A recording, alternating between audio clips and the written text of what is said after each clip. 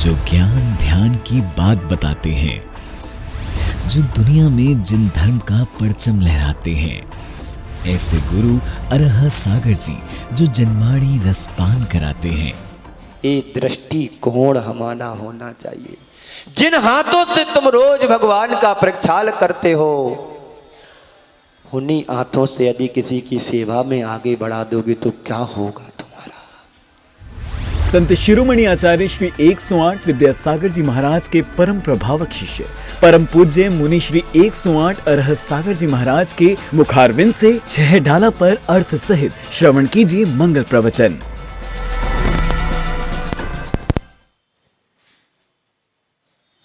विगत पिछले दिनों से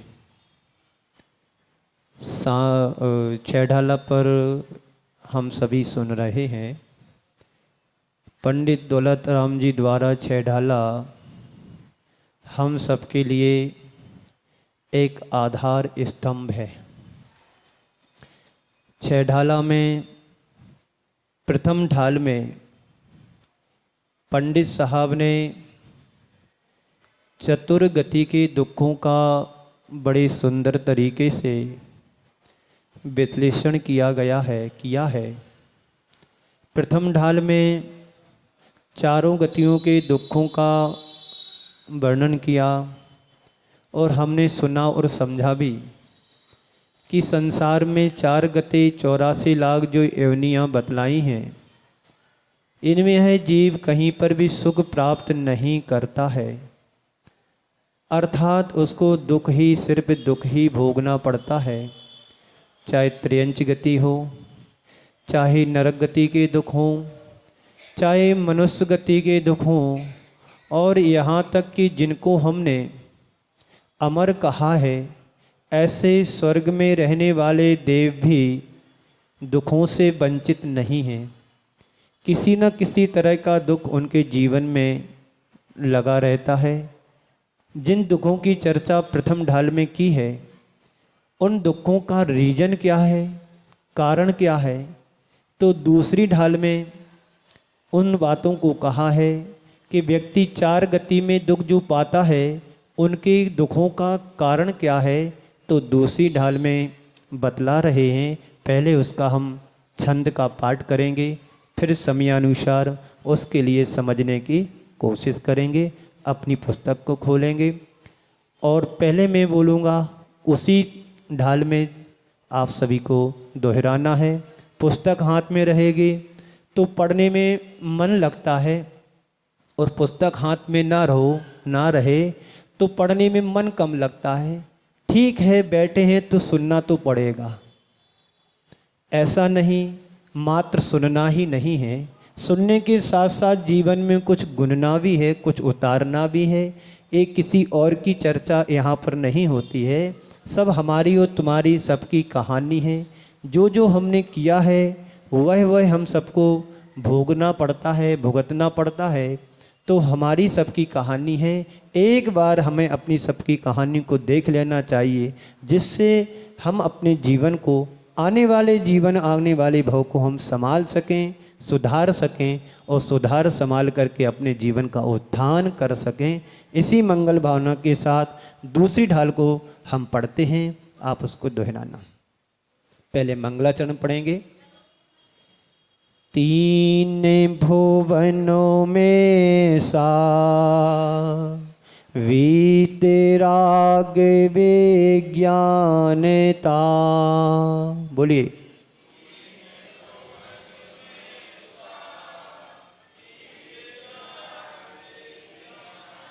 शिव स्वरूप शिविकार, नमः त्रियोग समार कई।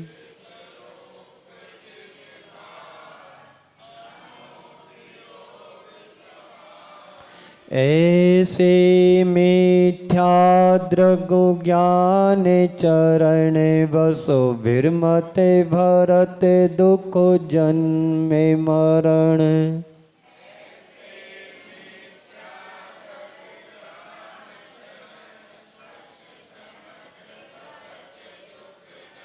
तातै इनको तजिए सुजान सुन, तिन संक्षेप कहूँ बखान।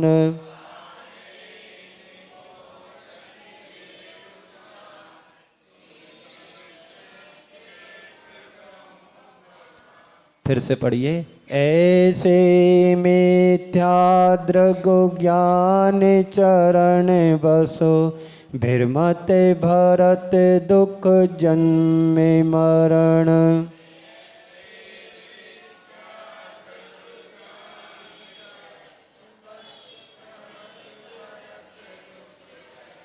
तातै इनको तजिए सुजान सुन, तिन संक्षेप कहूँ बखान।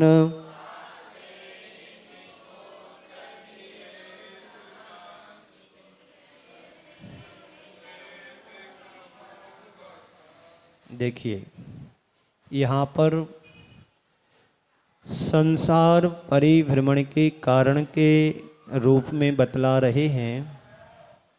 सबसे पहले तो हमें समझना है इस संसार के परिभ्रमण का कारण क्या है। तो यहाँ पर मिथ्यात को लिया गया है। अब मिथ्यात एक क्या चीज़ कहलाती है?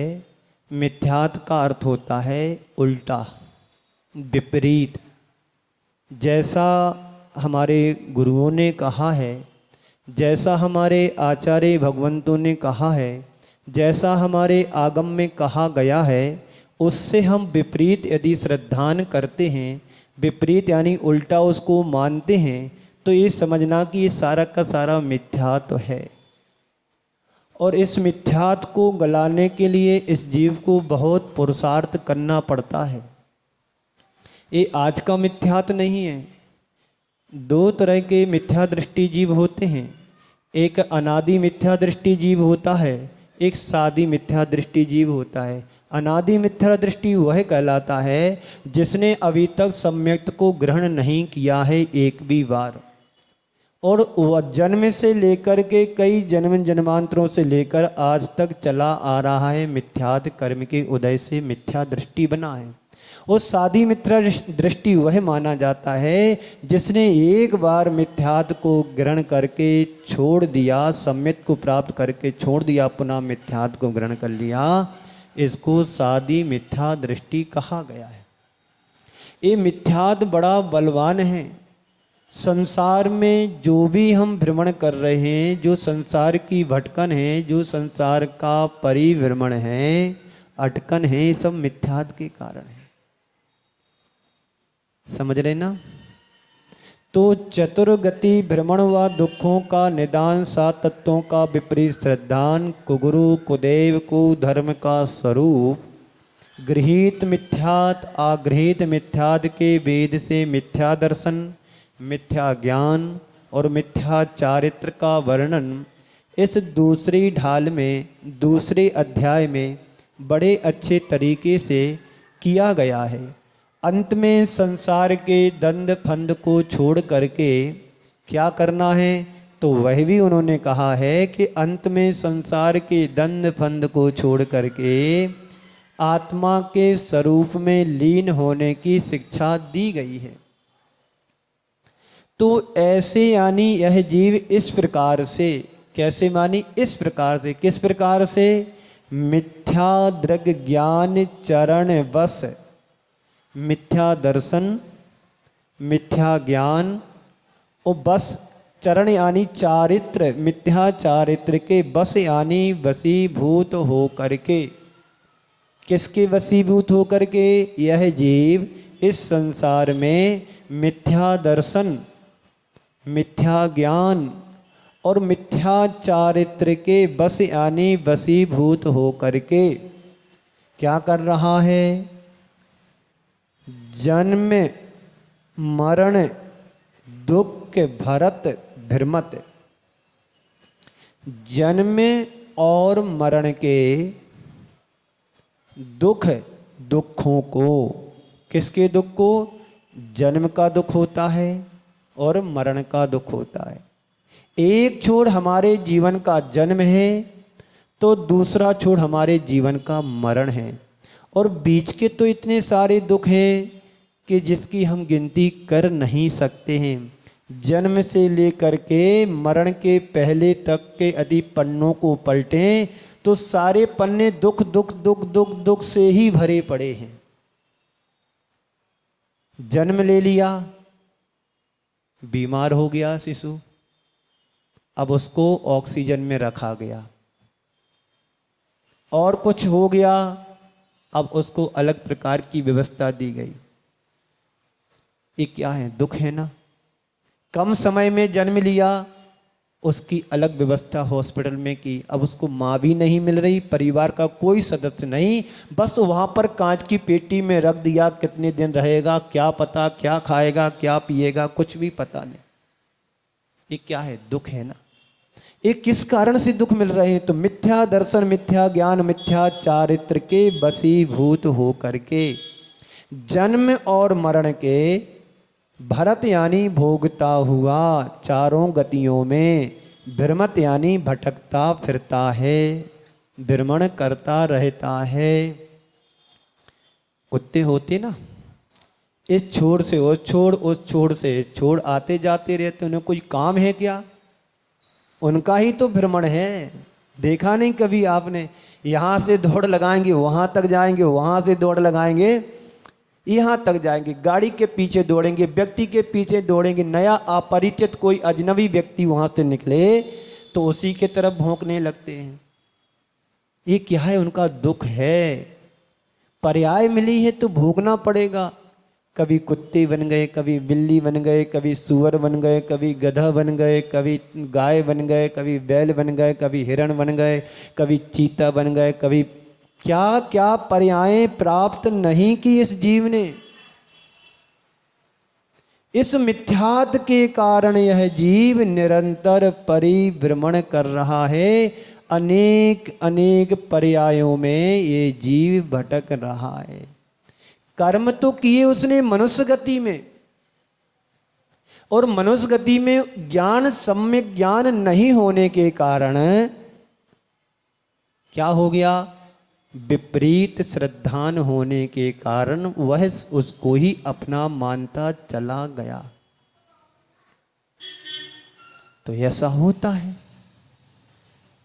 तो यह जीव मिथ्या दर्शन, मिथ्या ज्ञान और मिथ्या चारित्र के वशीभूत यानी अधीन हो करके ऐसे यानी इस प्रकार से जन्म और मरण के दुख यानी दुखों को भरत यानी भोगता हुआ चारों गतियों में, भ्रमत यानी भटकता रहा।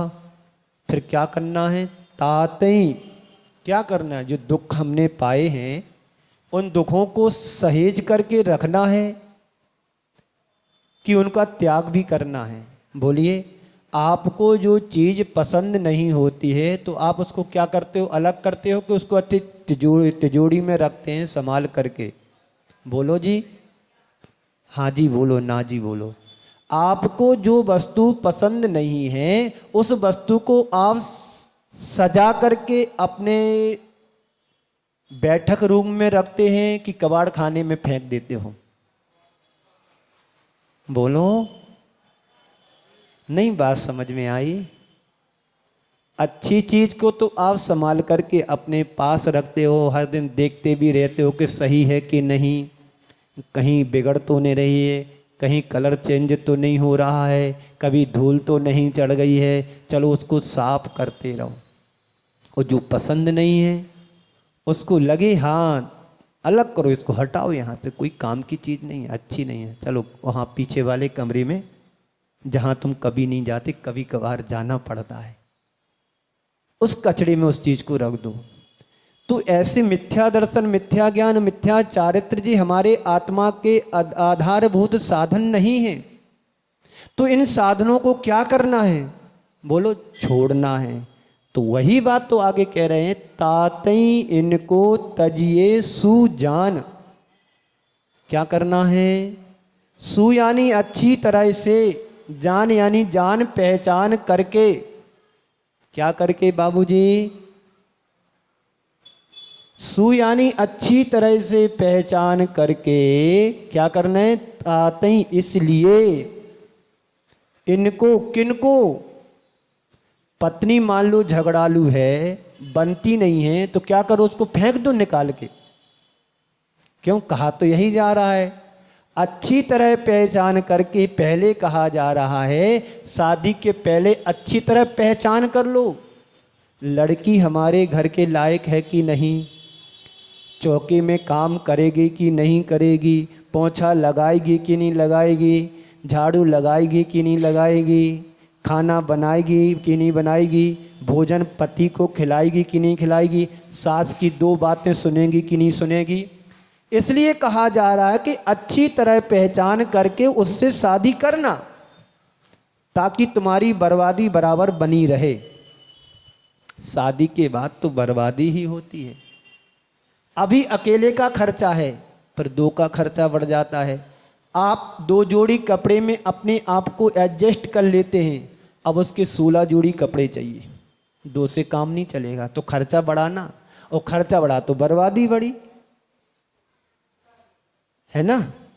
तो शादी करो तो कैसे करो, सुजान अच्छी तरह जान करके। सुशील घर की लड़की सुशील होना चाहिए। कैसी होना चाहिए, ऐसी नहीं कि रोज महाभारत हो, नहीं। एक बार ऐसा हुआ, सुन रहे हो जी आप लोग, एक बार ऐसा हुआ, एक गांव के लोग दूसरे गांव में लड़की देखने के लिए गए। एक गांव के लोग दूसरे गांव लड़की देखने के लिए गए। लड़की देखने जब जाते हैं तो पहले के ज़माने में क्या होता था, पहले पानी लाएगी तो एक नज़र डालेंगे, दूसरी बार में नाश्ता लाएगी तो दूसरी नज़र डलेगी, तीसरी बार में चाय कॉफ़ी लाएगी तो नज़र डालेंगे। ये देखने के तरीके हैं आप लोगों के बीच के, है ना। और चौथी बार जब उसको बुलाया जाएगा बेटी को, हाँ कुछ इसको धर्म का आता है, धर्म का आता है, हाँ आता है। क्या आता है, अच्छा रामायण की चौपाई सुनाओ। क्या, रामायण की चौपाई सुनाओ। उसने रामायण की चौपाई सुना दी, क्योंकि रटा के रखा था, बस यही 2 लाइनें बोलना है, सुना दिया। थोड़ी देर बाद और मन में विचार आया, अब जाने का समय आ गया मेहमानों का, तो ए और पूछा कि ठीक है रामायण की बातें तो अच्छी सुना दी, थोड़ा महाभारत की बात और सुना दो। तो लड़की वाले के पिताजी बोलते हैं रामायण यहाँ सुना दी, महाभारत जाके घर में दिखाएगी। बात समझ में आई तो जोरदार ताली बजा दो, आपके बीच की बात है। रामायण तो यहाँ सुना दी है, महाभारत घर जाकर के दिखा देगी। इसलिए सुजान अच्छी तरह जान करके ऋषभ ने उस चीज को छोड़ दिया कि मुझे शादी नहीं कराना है। बात सही है ना ऋषभ, ताली बजा दो। ऋषभ हमारा नगर का गौरव है ना। तो वही बात यहाँ पर कह रहे हैं, जो चीज तुम्हारे लिए पसंद नहीं है उस चीज को अच्छी तरह जान करके पहचान करके ठोक करके बजा करके छोड़ दो। जिससे आत्मा का उद्धार होना है, जिन चीज़ों से आत्मा का कल्याण होना होगा, उन चीज़ों को रखने के लिए कहा है कि जानो परखो समझो इनको ग्रहण करो। और जिन चीज़ों से हमारी आत्मा का कभी हित होने वाला नहीं है, अकल्याण ही होना है, उन चीज़ों को अच्छी तरह समझ करके बिल्कुल छोड़ दो। तो क्या छोड़ूं बताओ तो गुरुदेव, बता रहे धीरे धीरे बताते हैं। एक बार क्या हुआ, एक माँ जी दाढ़ निकलवाने के लिए डॉक्टर साहब के पास गई। डॉक्टर साहब हमारी दाढ़ में बहुत दर्द हो रहा है। ठीक है कोई बात नहीं, बैठो कुर्सी पर बैठो, टिक करके बैठ जाओ। अब दाढ़ होती है अंदर, डॉक्टर साहब दर्द हो रहा तो भाई कहाँ हो रहा, इधर हो रहा है। अब वो यहाँ से दांत निकालना शुरू किया उसने। भैया डॉक्टर साहब यहाँ नहीं यहाँ है। तो बोले क्रम से ही तो निकाले जाएंगे, जल्दी क्या पड़ी है, धीरे धीरे तो निकालेंगे दांत। तो ऐसे ही आपके लिए कहा जा रहा है कि गुरुदेव वो कारण तो बताओ जिनको छोड़ना, तो धीरे धीरे बताए जाएंगे। सुनिएगा क्या कारण है। तातई इनको तजिए सूजान, सुन तिन संक्षेप कहूं बखान।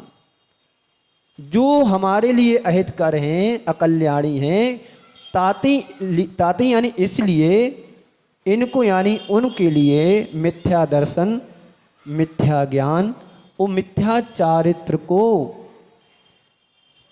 सुजान अच्छी तरह जान करके तजी यानी त्यागना चाहिए। बात समझ में आई? पहले ही छंद में सब चीजें हैं। क्या त्याग करना है इनको? किसको? मिथ्या दर्शन, ऊपर वाली लाइन में मिथ्या दृग, दृग यानी होता है दर्शन। कौन सा दर्शन? एक सम्यक दर्शन होता है और एक मिथ्या दर्शन होता है। सम्यक दर्शन क्या है? जहाँ पर मिथ्यात्व का कोई बोल वाला ना हो, जहाँ पर सरागता का कोई संबंध ना हो, जहाँ पर अस्त्र ना हो, जहाँ पर वस्त्र ना हो, जहाँ पर अस्त्र वस्त्र और शस्त्र ना हो, वो क्या कहलाते हैं? सच्चे देव। वो आगे धीरे धीरे चर्चा करेंगे, जब कुगुरु कुदेव कुधर्म की बात आएगी तब बताएंगे उस चीज को। तो मिथ्या दृग यानी मिथ्या दर्शन, मिथ्या तीनों के साथ लगाना है। ज्ञान यानी मिथ्या ज्ञान, चरण यानी मिथ्या चारित्र। इनको तजिए सुजान, अर्थात इन तीनों को अच्छी तरह जान करके, यदि आत्मा का हित चाहते हो तो अच्छी तरह जान करके, समझ करके, पहचान करके बिल्कुल छोड़ देना चाहिए। जैसे दूध में मक्खी गिर जाती है, कभी गिरी होगी ना, तो दूध को फेंकोगे अच्छी तरह समझ करके कि मक्खी निकाल के अच्छी समझ करके मक्खी को निकालोगे। बताइए क्या करोगे आप लोग? 2 लीटर दूध आया है, 80 दूनी 160 रुपए का हुआ और मक्खी 2 पैसे की भी नहीं है, तो किसको अच्छी तरह समझ करके फेंकोगे? दूध को फेंकोगे कि मक्खी को दूध की निकाल के फेंकोगे? बोलो क्या करना है? मिथ्यात्व को फेंकोगे कि जो सम्यक्त रूपी गुण हमारी आत्मा का स्वभाव है उसको निकाल करके फेंकोगे? बोलो जी, बता। इतनी भाषा समझ में नहीं आती है तो उत्तर कैसे दोगे? है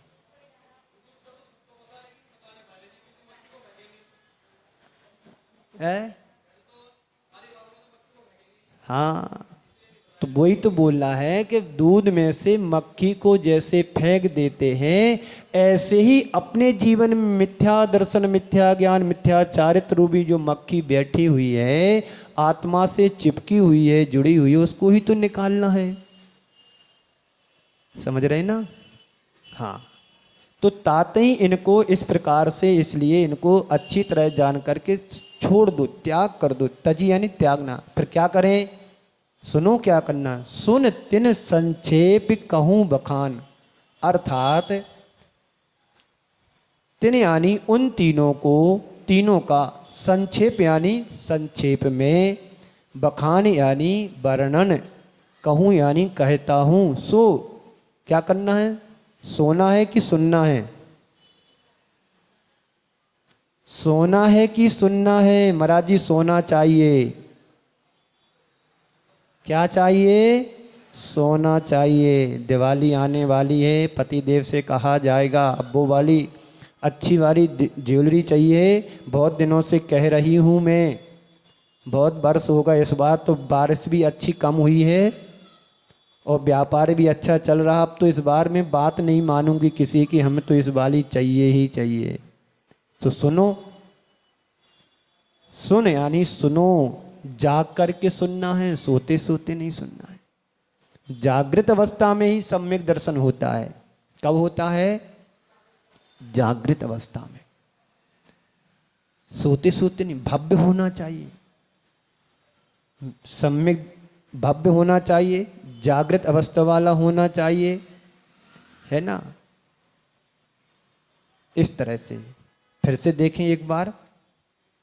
ऐसे यानी इस प्रकार से, इस तरह से मिथ्या दृग, मिथ्या दर्शन, मिथ्या ज्ञान, मिथ्या चारित्र बस यानी इनके वशीभूत होकर के जन्म मरण दुख भरत भ्रमत अर्थात जन्म और मरण के दुखों को भोगता हुआ चार गतियों में भ्रमण कर रहा है यह जीव। तातई इनको इसलिए, तातई यानी इसलिए इनको सुजान तजिए, इसलिए इन तीनों को अच्छी तरह जान करके छोड़ देना चाहिए। सुन तिन संक्षेप कहूँ बखान, हे भव्य आत्मन इन तीनों को सुनो। क्यों सुनो? अपना हित चाहते हो तो सुनो। उन तीन यानी मिथ्या दर्शन, मिथ्या ज्ञान और मिथ्या चारित्र को सुन यानी सुनो, जिनका मैं संक्षेप में बखान करूँगा। कब होगा? अब क्रम से धीरे धीरे होगा। आज का विषय समझ में आया? बोलो किसको नहीं आया समझ में? हाथ ऊपर करो। जिसको समझ में नहीं आया है वो हाथ ऊपर रखेंगे और जिनको समझ में आया है वो हाथ ऊपर नहीं करेंगे। बोलिए। एक गांव में एक पंडित जी गए। एक गांव में प्रवचन करने के लिए पंडित जी पहुंचे। यहाँ के नहीं, दूसरे गांव की सुना रहा हूँ, नहीं तो आप यहाँ के पंडित जी को टारगेट बना लो कि यही पंडित जी होंगे। पहले दिन उन्होंने प्रवचन दिया, ये बताओ ज्ञानी कौन कौन हैं? तो सभा में 30 लोग थे। 10 लोगों ने हाथ ऊपर करे, नहीं पूरों ने हाथ ऊपर कर दिए, बोले सब ज्ञानी हैं। अभी पंडित जी के सामने अज्ञानी बोले तो पोल खुल जाएगी।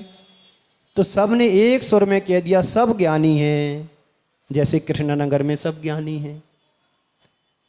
तो फिर पंडित जी ने कहा जब सब ज्ञानी हैं तो मुझे सुनाने की क्या जरूरत? सब ज्ञानी हैं, क्या बताऊं? हमसे ज़्यादा सब ज्ञानी हैं। ठीक है। दूसरे दिन सभा में पंडित जी आए, सब ने तय कर लिया सब बोलेंगे सब अज्ञानी हैं। फिर पंडित जी ने पूछा बताइए सब लोग ज्ञानी हो? तो सब बोले अज्ञानी हैं। सब बोले सब अज्ञानी हैं। तो पंडित जी ने बोला अब क्या सुनाऊं? जब अज्ञानी तो क्या सुनाऊं तुम्हें? जब तुम अज्ञानी ठहरे तो तुम्हें क्या बताऊं? समझने ही नहीं है अज्ञानी को। क्या जितना भी समझाऊं कुछ भी नहीं समझेगा अज्ञानी जी। गड़बड़ हो गया। अब तीसरे दिन नंबर आया। तीसरे दिन पंडित जी सभा में आए। अब सबने तय कर लिया आधे बोलना ज्ञानी और आधे बोलना अज्ञानी। अब तुम पंडित जी कुछ ना कुछ करके उपाय बताएंगे। हाँ, तीसरे दिन पंडित जी सभा में आए, बोले बताइए आप लोग ज्ञानी हो कि अज्ञानी? तो 15 ने हाथ उठाया, महाराज हम ज्ञानी हैं, ज्ञानी हैं, ज्ञानी हैं। फिर 15 बोले हम अज्ञानी हैं, अज्ञानी हैं। तो बोलते पंडित जी जो ज्ञानी हैं वो अज्ञानी को समझा देना, हम क्या समझाएं अब तुम्हारे लिए?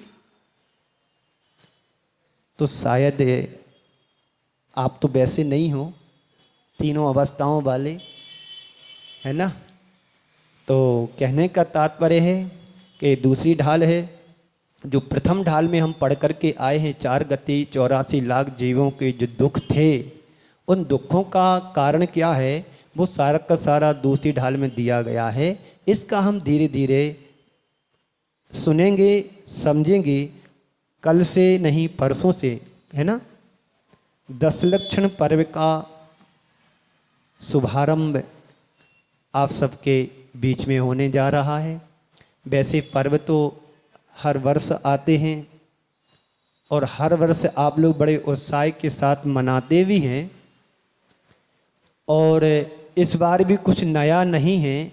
जो आप हर वर्ष करते हैं वही इस वर्ष भी करोगे, ये भी हमें पता है। डांस करना, नृत्य करना, प्रतियोगिता करना, उसमें फिर गिफ्ट देना, कोई लिफ्ट देगा, कोई गिफ्ट देगा, कोई नचेगा, कोई नचाएगा, कोई गाएगा, कोई सुनेगा, कोई पूजन पाठ में आनंद लेगा। यानी छोटी छोटी चीज़ें सब आपके सांस्कृतिक कार्यक्रम के रूप में होते रहेंगे, होते भी होंगे। आज इस बार में आप सबके बीच में देखूंगा नहीं, मतलब सुनने में आएगा कि आज ये प्रोग्राम हुआ, कल ये होना है, परसों ये होना है। 10 दिन का पूरा सेटअप तुम लोगों का हो गया है और एक आध दिन में पंडित जी भी आ जाएंगे आप सबके बीच में और एक आध दिन में संगीतकार भी आपकी पूजन पाठ कराने के लिए आ जाएगा और बाकी तो हमारा जो चलता है तो वही चलेगा। 6 ढाला 10 दिनों में ही पढ़ना पड़ती है, सो ऐसी बात नहीं। जब भी हमें समझ में आए तब पढ़ लेना चाहिए।